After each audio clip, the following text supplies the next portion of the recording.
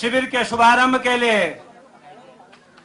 माननीय विपिन त्रिपाठी जी को बुलाऊं, मैं आपके बीच में ये निवेदन करना चाहता हूं कि आज आप सब लोग विभिन्न क्षेत्रों से दूर दूर दराज से आए हैं और आपको ये बताने की कोशिश करूंगा कि उत्तराखंड कांडल जिसके जन्मदाता माननीय विपिन त्रिपाठी, काशी सिंह हैरी, माननीय डीडी पंत जी और हमारे पूर्व अध्यक्ष, पूर्व विधायक माननीय जसवंत जी बीज जी यहाँ पर उपस्थित हैं। आप सबकी प्रेरणा से हम लोग भी उत्तराखंड कांडल में शामिल हुए। मित्रों, हम कहना चाहते हैं कि आज जब राष्ट्रीय दलों की चकाचौंध है और 25 वर्ष इस उत्तराखंड कांडल ने अपने इस आंदोलन में लगा दिए, आपके किसी गधेरे से लेकर के किसी चोटी तक का कोई गांव नहीं होगा जिसका उत्तराखंड कांडल ने प्रतिनिधित्व न किया हो, वहां पर आंदोलन न किया हो। मित्रों, हम कहना चाहते हैं कि आज इतनी बड़ी कुर्बानी के बाद जो राज्य मिला है, जो उत्तराखंड क्रांति दल ने जिस बीड़े को उठाया, एक समय ऐसा होता था जब माननीय जसवंत जी बीज जी इसके अध्यक्ष होते थे तो 2-4 लोग इसमें होते थे और तमाम राष्ट्रीय दल ये कहते थे कि ये पागल हैं, कभी राज्य नहीं बन सकता, यहाँ के लोग राज्य नहीं चाहते, यहाँ के लोग अगर राज्य बना देंगे तो क्या खाएंगे। स्थितियां तब राष्ट्रीय दलों की थी, लेकिन उत्तराखंड क्रांति दल ने गांव गांव जाकर के जिस अलग को जगाया, इस बात का मैसेज गांव गांव तक पहुंचाया कि अगर राज्य बनेगा तो उत्तराखंड खुशहाल होगा। अगर हम पहाड़ की जवानी और पहाड़ के पानी को रोक लेंगे तो हम पहाड़ की तस्वीर बदल देंगे। मित्रों, कारवां बढ़ता गया। दिल्ली का वो रैली भी आपके सामने उदाहरण है इस बात की कि लाखों लाख लोगों ने दिल्ली में प्रदर्शन किया और हमारे राष्ट्रीय नेताओं के षड्यंत्र से वो तमाम जो हमारी उतनी बड़ी रैली थी वो फेल हुई। उसमें तमाम हमारे उत्तराखंड के राष्ट्रीय दलों के नेताओं का षड्यंत्र रहा है।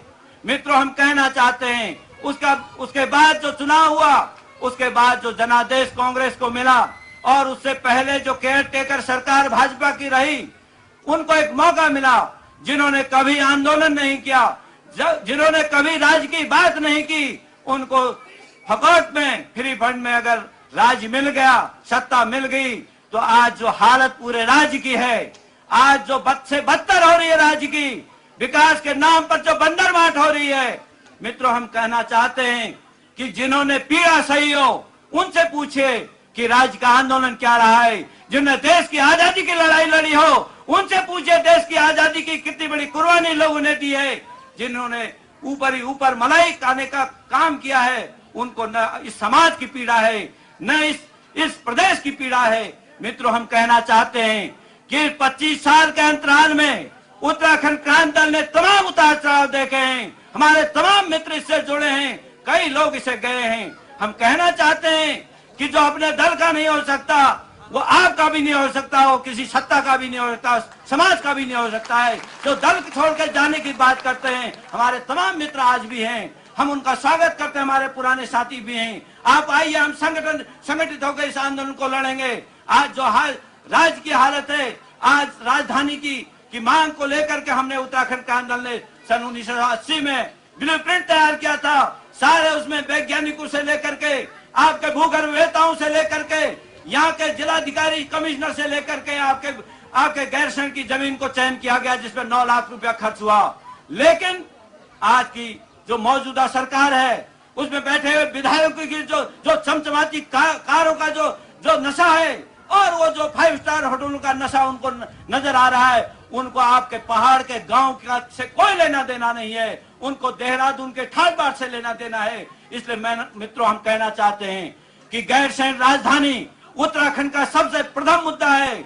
हमने आपके देहरादून में 50,000 से 1 लाख के लगभग रैली की है।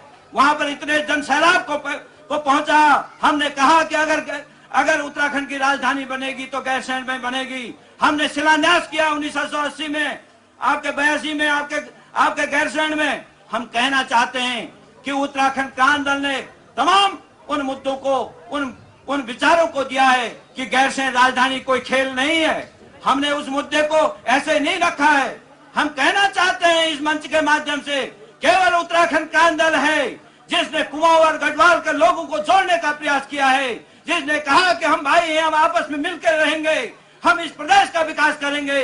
लेकिन दुर्भाग्य है कि राष्ट्रीय पार्टियों ने कुमाऊं गढ़वाल के लोगों को बांटने का प्रयास किया, उन्होंने जात बिरादरी के नाम पर बांटने का प्रयास किया। मित्रों, हम कहना चाहते हैं कि हम अपना विकास चाहते हैं तो हमारी राजधानी गैरसैंण बनेगी और उसके लिए पुनः हमको जन्म संग्रह से लेकर के आंदोलन करने की आवश्यकता पड़ेगी।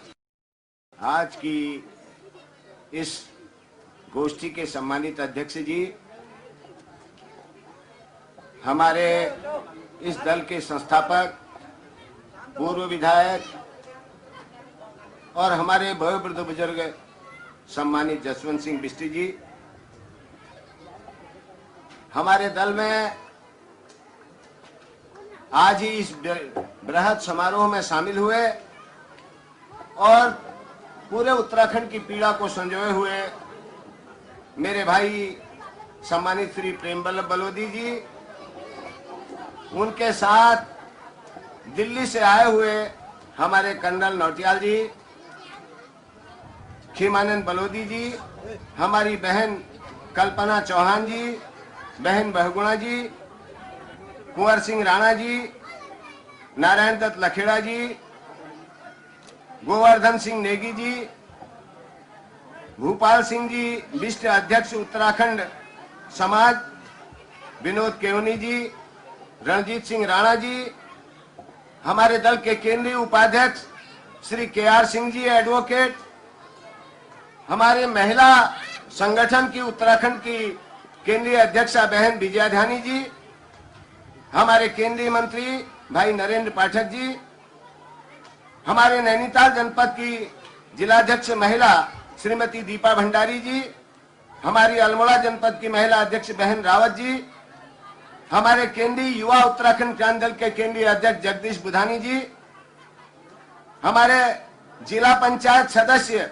द्वाराहाट श्री कैलाश भट्ट जी, जिला पंचायत सदस्य चौखुटिया राजेश चौधरी जी, जिला पंचायत सदस्य मासी बहन बसंती देवी जी, हमारे जिला युवक समिति के अध्यक्ष मनोज अधिकारी जी, जिलाध्यक्ष नैनीताल भाई भुवन जोशी जी, हमारे युवक समिति के चौखुटिया ब्लॉक इकाई के अध्यक्ष श्री बीरेन्द्र सिंह बिष्ट जी, हमारे केंद्रीय सचिव भाई पान सिंह रावत जी, हमारी बहन चंपा जोशी जी, हमारे रामनगर से, खटीमा से, टनकपुर से, हल्द्वानी से, अल्मोड़ा, विभिन्न जनपद के विभिन्न क्षेत्रों से आए हुए पार्टी के सभी सम्मानित के लिए लगातार कई दिनों से प्रयास किया है हमारे केंद्रीय महामंत्री भाई पुष्कर पाल जी, हमारे इस सभा के संचालक, हमारे जनपद के उपाध्यक्ष भाई बलवंत सिंह नेगी जी, पत्रकार US नेगी जी, हमारे अमर उजाला के यहाँ के पत्रकार जगदीश जोशी जी, दैनिक जागरण के पत्रकार चंद्रशेखर सनवाल जी।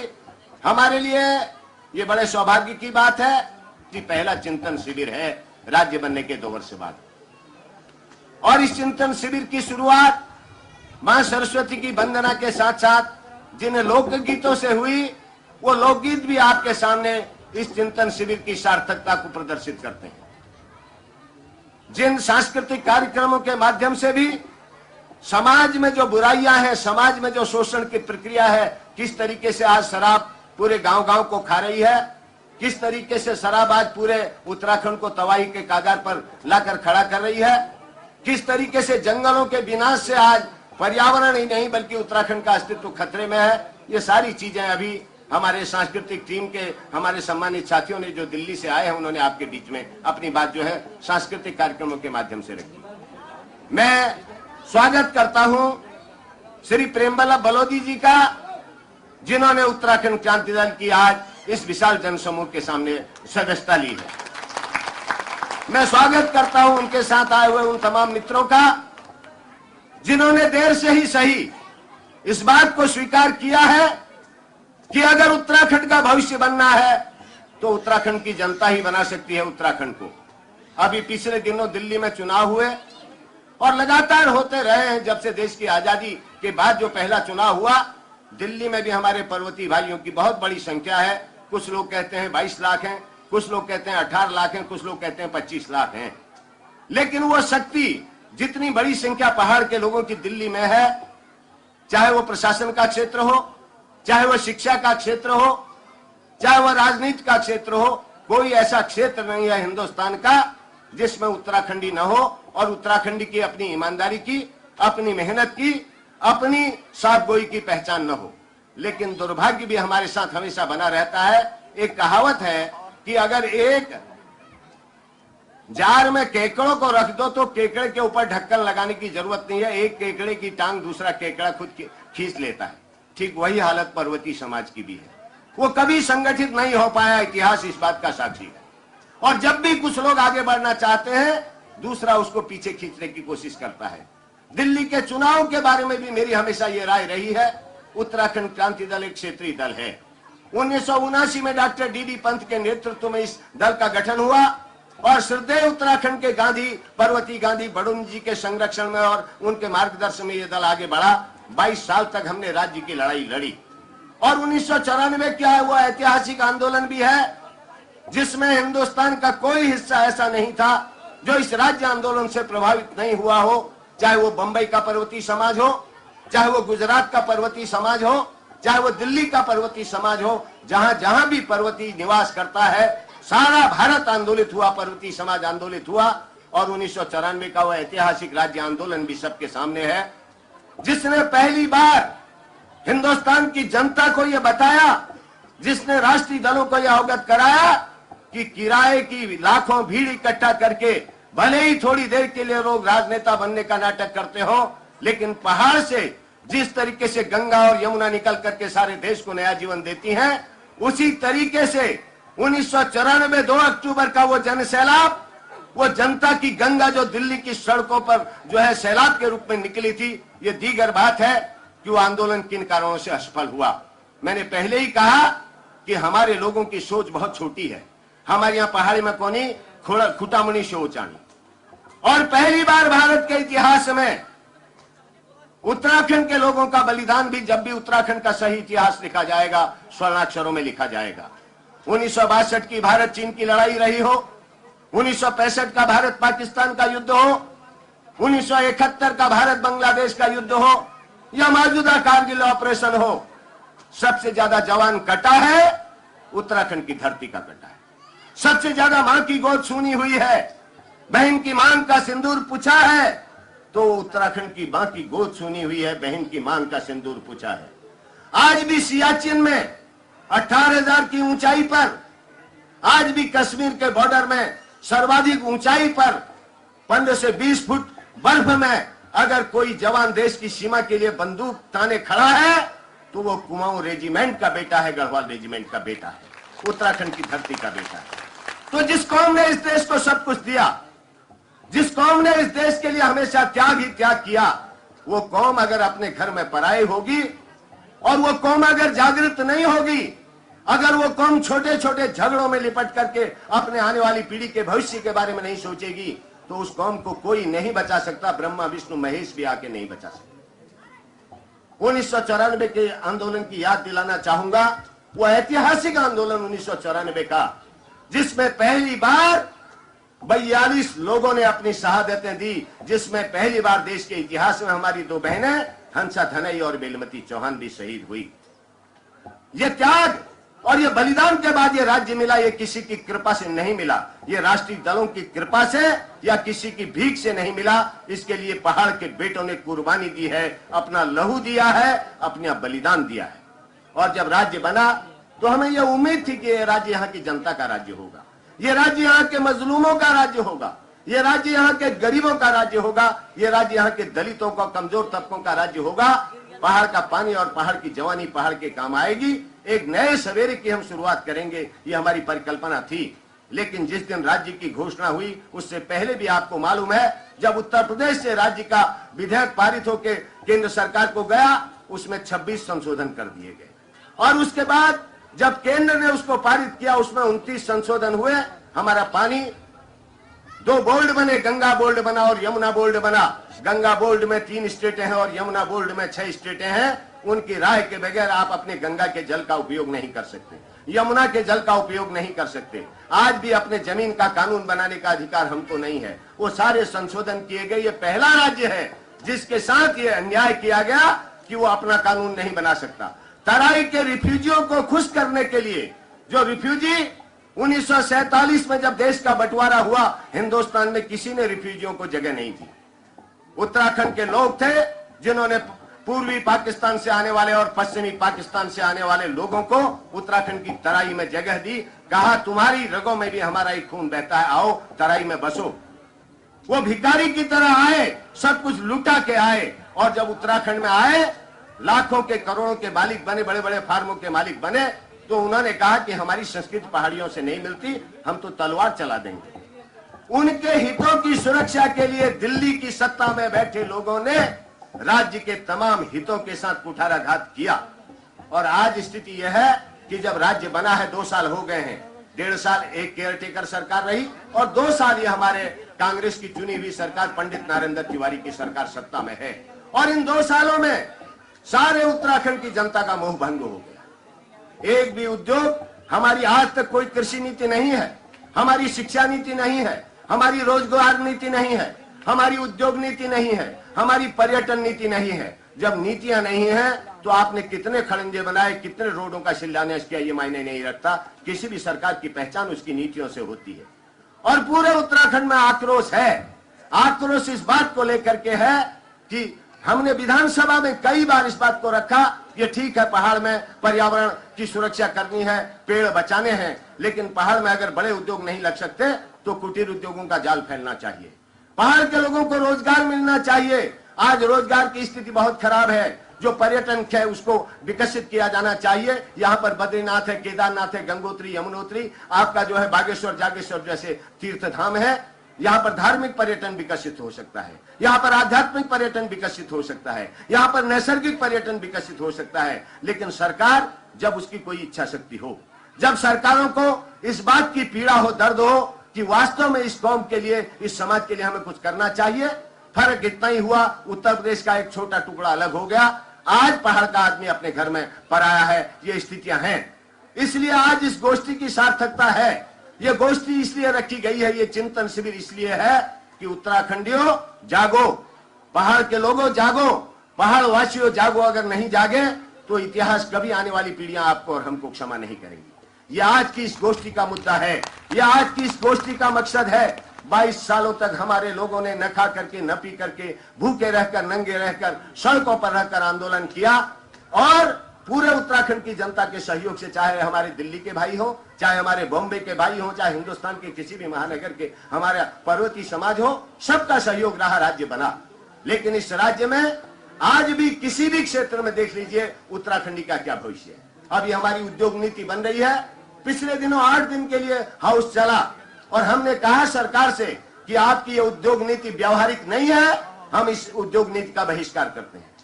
पंतनगर में 1700 एकड़ जमीन चयनित की जा रही है, सितारगंज में की जा रही है, आपके जो है आईडीपीएल ऋषिकेश में और बीएचईएल में जमीन छांटी जा रही है। कहा यह जा रहा है कि बाहर के उद्योगपति आए, उद्योग लगाएं। हमने कहा यह परंपरा आपकी पहले से रही। दिल्ली का उद्योगपति आए, बॉम्बे का उद्योगपति आए, मल्टीनेशनल आए, वो उद्योग लगाए, सब्सिडी खा के चला जाए, या उद्योग खड़ा रहेगा तो मजदूर भी बलिया से आएगा, मजदूर भी गोंडा से आएगा, मजदूर भी बस्ती से आएगा, फैक्ट्री मालिक भी बाहर से आएगा और सारी पूंजी हमारी खाएगा। हमने इस बात को कहा कि हमारे लोगों के लिए आरक्षित उद्योग नीति में स्थान रहने चाहिए। आया अगर 100 उद्योग लगते हैं तो कम से कम 70 उद्योग उत्तराखंडियों को मिलने चाहिए। चाहे वो जॉइंट सेक्टर में लगाए, चाहे वो व्यक्तिगत सेक्टर में लगाए, चाहे वो किसी भी सेक्टर में लगाए। और खास तौर से जो हमारा प्रवासी पर्वतीय है, जो पूंजी लगा सकता है, उसके लिए आरक्षण की व्यवस्था होनी चाहिए। ये बात मैंने हाउस में कही है अभी, इससे पहले जो सत्र हुआ था, और अभी जो होगा उसमें भी कहेंगे। हम उस उद्योग नीति को स्वीकार नहीं करेंगे। ऐसी सरकारों की जो लगातार 55 साल तक इस उत्तराखंड को लूटती रही हैं, उनकी धज्जियां उत्तराखंड की जनता उड़ाएगी। उनको पहाड़ की सरजमी पर पांव नहीं रखने देगी। यह हमारा संकल्प है। हमने इस बात को कहा है कि पहाड़ के बेटों ने इस देश के लिए अपना खून दिया है, तो पहाड़ के बेटों को इस बात का अधिकार मिलना चाहिए कि रोजगार से लेकर, पूंजी निवेश से लेकर, उद्योगों में लाभ से लेकर सारे क्षेत्र में उत्तराखंडी की हिस्सेदारी तय होनी चाहिए। उत्तराखंड के पर्यटन में उसकी हिस्सेदारी तय होनी चाहिए, उत्तराखंड की कृषि में उसकी हिस्सेदारी तय होनी चाहिए, उत्तराखंड के रोजगार में उसकी हिस्सेदारी तय होनी चाहिए, उत्तराखंड के उद्योग में उसकी हिस्सेदारी तय होनी चाहिए। अब हम क्लर्क या चपरासी बनने की बात तक इंतजार नहीं करेंगे। और इस बात को भी कहा है, कोई कौम हिंसक पैदाइशी हिंसक नहीं होती, चाहे वो नागालैंड के लोग हों, चाहे वो मिजोरम के लोग हों। अगर उन्होंने बंदूकें उठाई तो सरकारों की, केंद्र में बैठी सरकारों की अदूरदर्शी नीतियों के कारण। और पहाड़ का बेटा जब देश की सीमाओं की रक्षा के लिए अपना खून दे सकता है तो इन सरकारों के खिलाफ भी बंदूक उठा सकता है, इकट्ठा हो सकता है। ये बात हमने कही है और हम आज भी कहना चाहते हैं। इस गोष्ठी का मकसद है, चुनाव आ रहे हैं, बहुत जल्दी चुनाव होंगे, लोकसभा के चुनाव होंगे। लोगों ने लुभाना शुरू कर दिया, नाटक करने शुरू कर दिए, तहसीलों की घोषणाएं, विकास की घोषणाएं। ये पिछले 55 साल से हुआ है। ये दोनों राष्ट्रीय पार्टियां, चाहे वो कांग्रेस हो, चाहे वो भारतीय जनता पार्टी हो, पहाड़ और पहाड़ियों की नंबर 1 की दुश्मन है और हमेशा रहेंगी। ये बात मैं कहना चाहता हूं। अगर आप चाहते हैं कि इन राष्ट्रीय पार्टियों को इस उत्तराखंड की सरजमी से नेस्तनाबूद किया जाए तो आपको क्षेत्रीय ताकत बनानी पड़ेगी। एक बार जब आसाम में क्षेत्रीय पार्टी आ सकती है, नागालैंड में आ सकती है, मिजोरम में आ सकती है, महाराष्ट्र में आ सकती है, तमिलनाडु में आ सकती है, उड़ीसा में आ सकती है, चंद्रबाबू नायडू की सरकार वहां विकास की नई धारा बहा सकती है, तो क्या कारण है कि उत्तराखंड में क्षेत्रीय राजनीतिक दल सत्ता में क्यों नहीं आ सकता? यह भी आज की बहस का मुद्दा होना चाहिए। हमेशा लोगों ने बहुत छोटा सोच क्या हुआ, मैं बस कहना चाहता हूं, मैंने दिल्ली की राजनीति को देखा है, मैं ज्यादा बहुत नहीं जाता। और जो नेता है उन्होंने लोगों को, अपने चारणों को इकट्ठा किया, रामलीला मंचों से अपनी आरतियां करवाई, अपनी स्तुतियां करवाई, और यही सिलसिला चलते चलते जितने भी राष्ट्रीय नेता हुए इस पहाड़ की धरती से, वो इतने बौने राष्ट्रीय नेता हुए। वो दिल्ली के तख्ते ताउस पर विराजमान भले ही रहे हों, लेकिन कभी उनको पहाड़ की धरती ने एक छत्र अपना नेता नहीं माना। वो कितने ही बड़े केंद्र में बैठे हुए नेता, चाहे कांग्रेस के रहे हो, चाहे भाजपा के रहे हो, क्योंकि उनका कोई दर्द इस उत्तराखंड के प्रति नहीं रहा, उनकी कोई पीड़ा इस उत्तराखंड से नहीं रही, उनकी कोई इस पहाड़ के आम आदमी के हित के प्रति कभी चिंता नहीं रही। उनको दिल्ली की कुर्सी ज्यादा प्यारी रही। और इसीलिए जब भी राज्य आंदोलन हुआ, उन तथाकथित राष्ट्रीय नेताओं ने हमेशा राज्य आंदोलन का विरोध किया। ये तो अलग बात है कि जनता का बलिदान था, जनता का त्याग था, उन शहीदों का बलिदान था, हमें राज्य मिला। अन्यथा ये राष्ट्रीय नेता चाहते तो कभी ये उत्तराखंड राज्य नहीं बना। हमारे पास माइक्रो हाइडल परियोजनाओं को अगर हम सही रूप से कार्यान्वित कर सकें तो आज उत्तराखंड सिर्फ लघु पन बिजली योजनाओं के माध्यम से ही पूरा राज्य आत्मनिर्भर बन सकता है। हमारे पास सारे खनिज हैं, हमारे पास कृषि का इतना विशाल उत्पादन है। आज भी पूरे उत्तराखंड को खिलाने के बाद 10 लाख टन से ज्यादा नेशनल पूल में जाता है। उसके अलावा ऐसा पर्यटन का क्षेत्र पूरे हिंदुस्तान में कहीं नहीं है जहां धार्मिक पर्यटन है, जहां आध्यात्मिक पर्यटन है, जहां नैसर्गिक पर्यटन है। उसके अलावा हर क्षेत्र में उत्तराखंड अपने में सक्षम है। लेकिन दुर्भाग्य है कि जो सत्ता में बैठे लोग हैं, या जो सत्ता में बैठे रहे, या जो कल के दिन फिर लोगों को शब्दबाज दिखाकर दिल्ली के तख्ते ताउस पर बैठना चाहते हैं, वो नहीं चाहते कि वास्तव में उत्तराखंड का आम आदमी, यहाँ के फटेहाल, यहाँ के गरीब, यहाँ से सबसे कमजोर और यहाँ के दलित के घर का भी चिराग जले, उसका बेटा भी स्वाभिमान के साथ खड़ा हो। उत्तराखंडी को भी लगे कि ये राज्य मेरे लिए बना, मेरे बच्चों के लिए बना, आने वाली पीढ़ी के लिए बना। ये उनका सोच नहीं है। इसलिए इस गोष्ठी का महत्व इसलिए भी बढ़ जाता है। जो भी वक्ता यहाँ पर अपनी बात रखेंगे, बीच बीच में सांस्कृतिक कार्यक्रमों के माध्यम से भी इस गोष्ठी की सार्थकता से आपको अवगत कराया जाएगा। और भिक्षाशरण तो हमारा केंद्र रहा है। उत्तराखंड राज्य आंदोलन में सबसे पहले विधायक के रूप में 1980 में आपकी इस महान जनता ने माननीय जसवंत सिंह बिष्ट जी को जिता करके उत्तर प्रदेश की विधानसभा में भेजा था। इसलिए भी उत्तराखंड के इस केंद्र बिंदु भिक्षाशरण तहसील, यहाँ शालदे सल्ट, यहाँ की जनता का दायित्व है कि जो कार्य आपने सबसे पहले किया, आज फिर आपके नेतृत्व की आवश्यकता है, आपके सहयोग की आवश्यकता है, आपके मार्गदर्शन की आवश्यकता है, ताकि आने वाले समय में फिर एक बार इस धरती के लालों के नेतृत्व में उत्तराखंड की लड़ाई को वास्तव में यहाँ के शहीदों के सपनों के राज्य के रूप में परिवर्तित किया जाए। ये आज हमारा सपना है, ये हमारी पीड़ा है। माननीय काशी सिंह ऐरी जी को भी आना था, किन्हीं कारणों से नहीं आ पाए हैं, सब लोग व्यस्त हैं। लेकिन पूरी केंद्रीय कार्यकारिणी की सहमति से, पूरी केंद्रीय कार्यकारिणी की राय से ये जो गोष्ठी है इसका निर्णय लिया गया। और इसमें जो हमारे सबसे बड़ी बात है, हमारे भाई प्रेम बल्लभ बलोदी जी आए हैं, उनके साथ दिल्ली के हमारे तमाम साथी आए हैं। मैं फिर एक बार आप सब मित्रों का स्वागत करते हुए इस आशा और विश्वास के साथ कि एक समय आएगा जब पहाड़ का बेटा हिंदुस्तान के कोने कोने में एक मंच पर संगठित होगा। एक बार क्षेत्रीय संगठन को आगे लाइए, एक बार क्षेत्रीय संगठन की सरकार उत्तराखंड में बने, भारत की संसद में क्षेत्रीय संगठन का प्रतिनिधित्व हो, उसके बाद उसका परीक्षा की घड़ी आएगी, फिर आने वाले उसके 5 साल बाद निर्णय करने का अधिकार आपको होगा। लेकिन एक मौका यहाँ की जनता को दीजिए जो अपने हाथों से इस राज्य को सजा सके, संवार सके और इसको जनता के और शहीदों के सपनों का राज्य बना सके।